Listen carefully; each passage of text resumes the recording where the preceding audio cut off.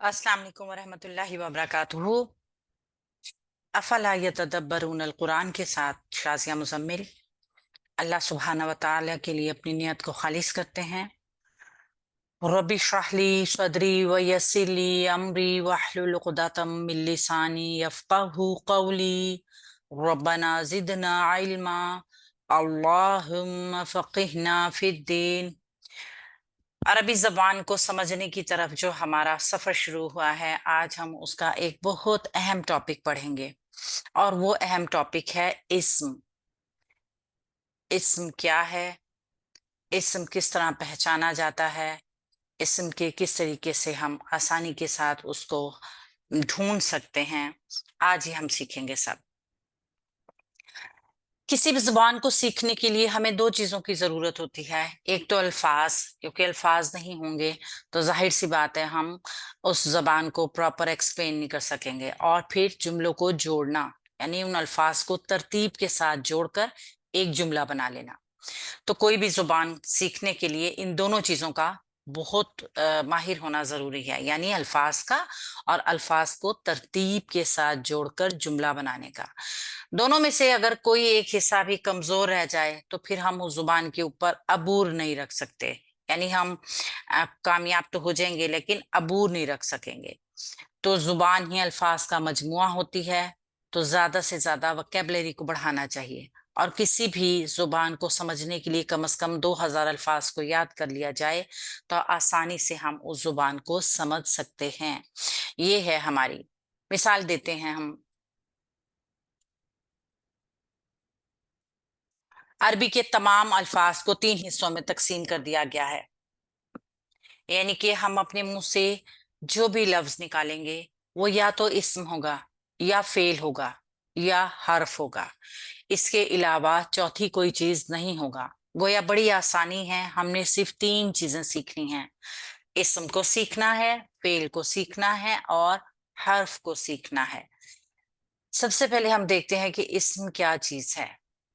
किसी भी चीज, जगह, जानदार के नाम को या सिफ्त को इस्म कहते हैं। मिसाल के तौर पे मोहम्मद एक नाम, मस्जिद एक जगह का नाम, कलम एक चीज का नाम, हुस्न एक तारीफ, एक सिफ्त, खबीस बुरा, गंदा, ये भी एक सिफ्त वगैरह। उसके बाद हम देखते हैं फेल क्या है। फेल कहते हैं ऐसे अल्फाज को जो किसी काम के करने का या होने का पता दे, हमें बताए कि कोई काम हुआ है।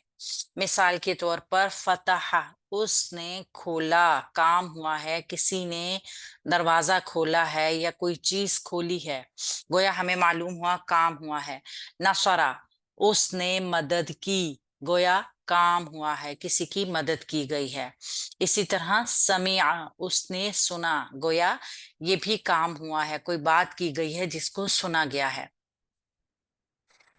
जुमले में इस्म और फेल के अलावा भी कुछ अल्फाज आते हैं जिनको हर्फ कहा जाता है, जिनकी जमा है हरूफ। ये अल्फाज के दरमियान रब्त बनाने का या जुमले में इस्म या फेल की मदद करने के लिए काम आते हैं। ये अपने अकेले कोई मायने नहीं दे सकते। कभी ये इस्म के साथ जुड़कर अपना मायना देते हैं, कभी ये फेल के साथ जुड़कर अपना मायना देते हैं। मिसाल के तौर पे वाव, वाव और के लिए भी आता है, वाव हालांकि के लिए भी आता है, औ, या, फा, तो, पस, इम्मा, या तो, या फिर वगैरह। यानी अगर आप इनको अकेला देखें तो ये अपने कोई मायने नहीं दे रहे, आप नहीं पता कर सकते कि ये क्या है। अरबी में एक ही लफ्ज के कई कई मायने और कई कई तरीकों से इसका इस्तेमाल होता है। मिसाल के तौर पे देख लेते हैं कि एक हर्फ है माँ, और माँ के मायने क्या क्या हो सकते हैं। माँ के मायने क्या भी हो सकते हैं, वो जो भी हो सकता है, जो कुछ भी हो सकता है, नहीं के मायनों में भी माँ आ सकता है। यानी कि एक लफ्ज माँ कई तरीके से इस्तेमाल हो रहा है। मन, मन का मायने है कौन, कौन भी हो सकता है, और वो जो इशारा करने के लिए भी। इसी तरह इन का मायने अगर भी है, और हल का मायने क्या है। लेकिन अगर माँ, मन, इन اور حل، ان چاروں کے بعد کہیں پہ آپ کو الا نظر آئے گا تو ان چاروں کے معنی ہی نہیں ہوں گے. گویا ہمیں بہت زیادہ ضروری ہے یہ تمام چیزوں کو سیکھنا. تو جب ہم اس قسم کے الفاظ جملے میں دیکھتے ہیں کہ یہ کون سے معنی میں آئے ہیں تو پھر ہم اس کا غور کرتے ہیں، مطالعہ کرتے ہیں، تدبر کرتے ہیں. یہی ہمارا کورس ہے. افلا یتدبرون القرآن. ہم نے مغالطے میں نہیں پڑھنا، ہر چیز کو، ہر پہلو کو دیکھ لینا ہے.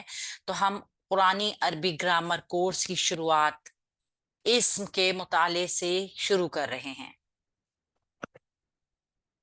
آئیے دیکھتے ہیں اسم کیا ہے. ہمارا پہلا سبق اسم.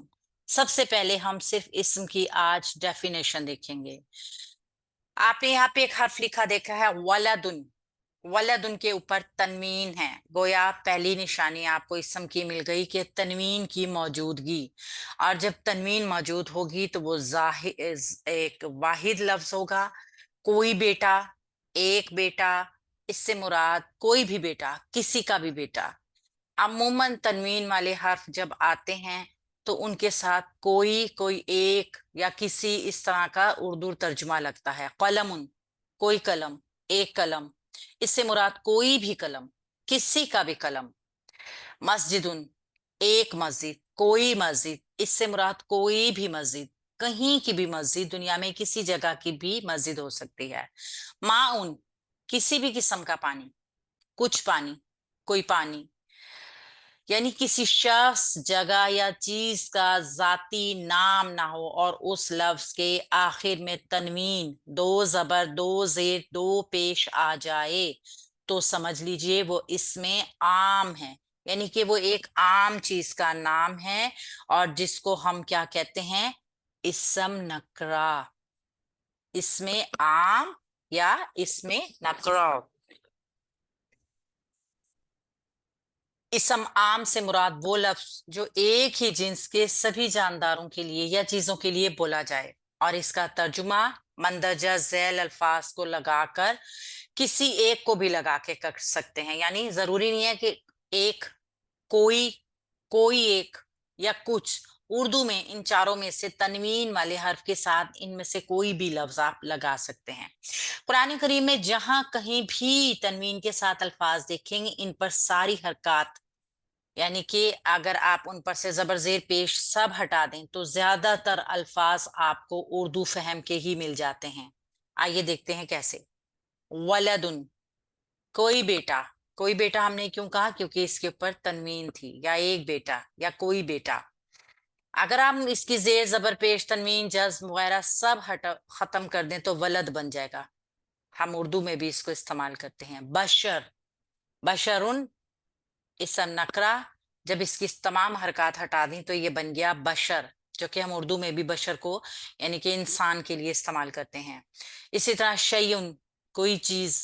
اجرن، اجر. عظیم، بڑا. عظیم اردو کا لفظ. عذاب، عذاب. علیم، دردناک. خیر، بھلائی، خیر. نصیب، ایک حصہ. کاتب، لکھنے والا، کاتب. رسول، رسول، بھیجا گیا، رسول. ثواب، ثواب. قوم، قوم. فوج، فوج. قریب، قریب. بعید، بعید. یہ تمام الفاظ آپ دیکھیے آپ اردو میں بکثرت بولتے ہیں.